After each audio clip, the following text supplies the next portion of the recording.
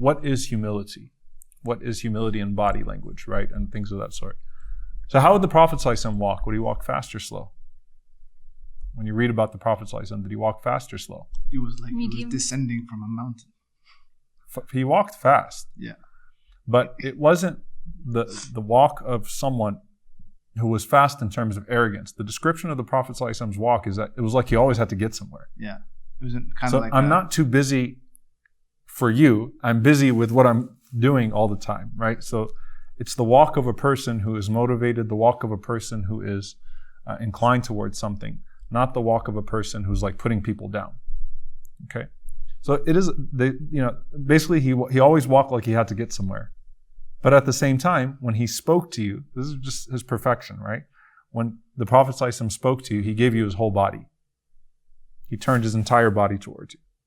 So he didn't talk to people like this, right? It's a problem that I actually have sometimes. Like I'm walking and like sometimes I have to remind myself, no, wait, turn your whole body. Because the Prophet ﷺ used to turn his whole body towards someone when he would speak to them. So that's his perfection, the perfection of his akhlaq, the perfection of his character. He walked like a man who had to get somewhere, but he always would, if someone actually started to talk to him, he gave his attention to that person. Umar ibn Abdul Aziz, rahimahullah ta'ala, there's an incident with him. Umar ibn Abdul Aziz came out of a proud dynasty, but he wanted to learn humility. And one day when he was walking, someone told him to calm down with your walk. And he actually realized that, they taught us to walk like this as kids. Like there was actually like an Umayyad walk, So this is something that you find, the scholars will talk about, the actual walking. But yamshuna ala al-ardi, they walk on the earth. Some of the scholars say walking on the earth is a reminder, right? In this regard, the usage of it is minha khalaqnakum wa fiha nu'idukum, that what you are walking on is what you've come from, and to it you shall return. Like remembering your asad, remembering your origin as well. So this humility is first in relationship to your own essence, and that people become arrogant when they forget where they come from. So you rise from the earth and you never leave it. And you are constantly clung to the ground only to be buried in it when the time comes.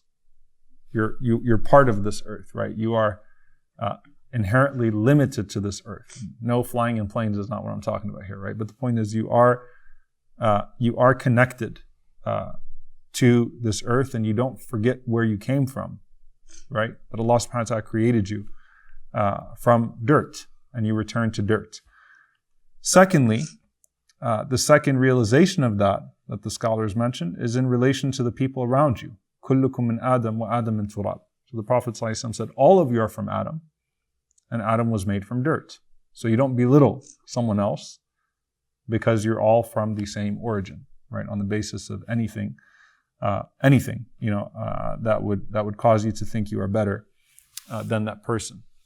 The subtleness of this is where you have multiple comments from the ulama, from the scholars, not making people get up for you when you walk into a room, not making gatherings uncomfortable with your presence by talking too much or by attracting attention to yourself, not letting others always serve you. Try to be the person that serves others, that passes things around, that picks things up, right? That's part of that humility. Mujahid rahimahullah, he said that I went out on a trip with Abdullah ibn Umar radiallahu anhu. He's Ibn Umar, right? And he said I went out with him so that I could serve him on this journey. And he said he ended up serving me more than I served him. I was embarrassed, but like he was doing things more than I was doing things for him. He was doing them for me. Not to be agitated, easily agitated to where people are afraid of offending you. Okay? Meaning some people have a heavy presence because people are afraid of saying something that'll set them off. Walking on eggshells? Yeah, people walk on eggshells around you. That's also a heavy presence. It's not humble. You're not treading the earth lightly then. You're not light in that gathering. You're a heavy presence. You're a burden on the people in the gathering. Because people have to worry about saying the wrong thing around you and then triggering you, right? Or setting you off. Not to be loud and disturb people. Not to pollute the areas around you. Like these are all things that we find, in the books explaining Yamshuna ala al-ardi hawna, tread the earth lightly. Right? Have a light presence. There's an interesting movement amongst people who are heavily into like nature, camping, hiking, that kind of stuff. This thing called the hashtag Leave No Trace, where because one of the biggest challenges, especially at least here in America, just pollution, littering, right? And this idea of like, look, we want to keep our parks open, we want people to enjoy the nature, but don't destroy it. That's actually beautiful. Leave no trace. Yeah, hashtag Leave No Trace. If you're not familiar with it, you should definitely look it up. That's beautiful. And that should be like the motto for Muslims in conventions.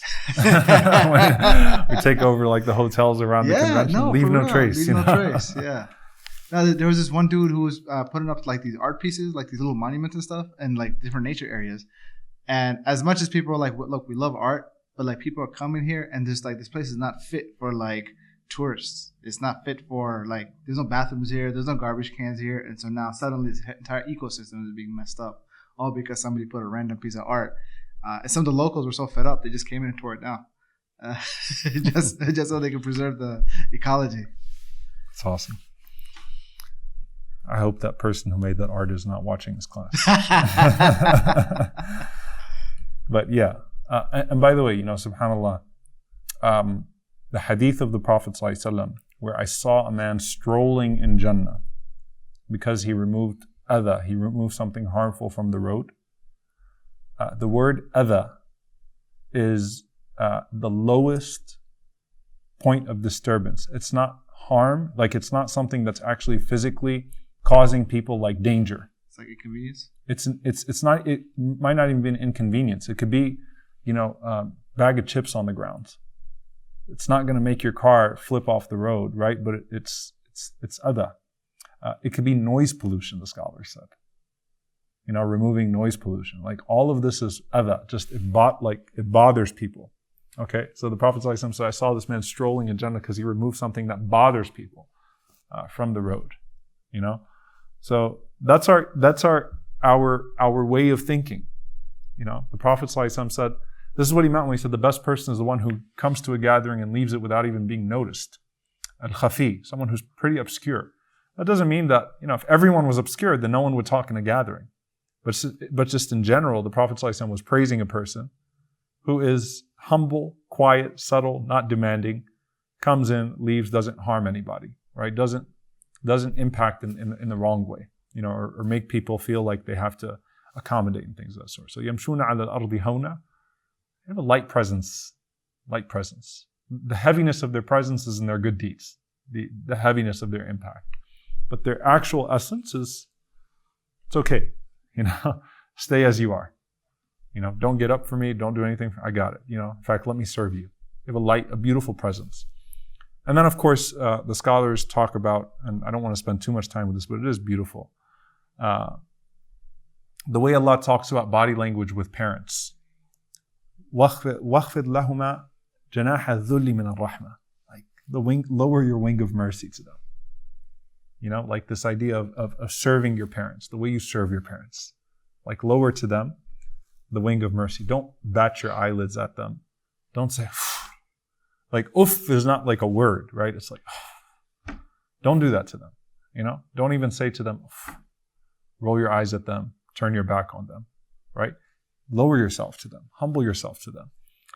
Humble yourself with your family. Aisha radiallahu ta'ala anha, she describes the Prophet ﷺ, كَانَ فِي خِدْمَةِ أَهْلِهِ. He was in the service of his family.